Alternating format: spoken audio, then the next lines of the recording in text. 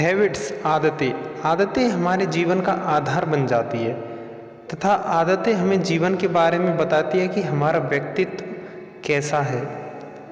हमेशा हमें प्रयास करना चाहिए कि हमें श्रेष्ठ आदतों को विकसित करना चाहिए और उन्हें बढ़ावा देना चाहिए और बुरी आदतें को त्याग देना चाहिए। यदि आप स्वच्छ और सुखी जीवन यापन करना चाहते हैं तो आपको अच्छी आदतों को अपनाना चाहिए। मनुष्य की आदतें उनके व्यवहार में झलकती है और मनुष्य के विषय में बहुत कुछ बता देती है। और आपको पता है, मनुष्य की संगति आदतों को ग्रहण करने और उन्हें छोड़ देने में एक महत्वपूर्ण भूमिका निभाती है।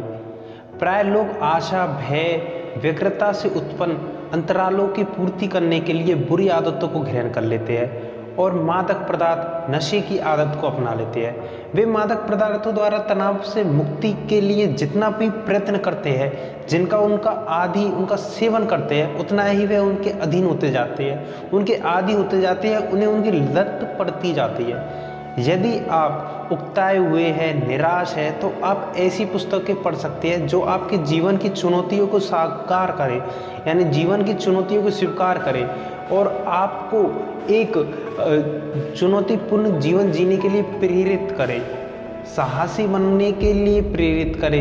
इसके अलावा वो आपको मन से भी मजबूत करती है। इसके अलावा कहीं आप सैर सपाटे, धार्मिक स्थल, पर्यटन स्थल घूमने के लिए भी जा सकते हैं, या अगर आप ये भी नहीं कर सकते तो आप अपने मित्रों से भेंट कर सकते हैं, परिवारजनों से भेंट कर सकते हैं, या प्रकृति इतनी सुंदर है कि उसका अनुसरण कर सकते हैं, उसमें ध्यान में लीन हो सकते हैं।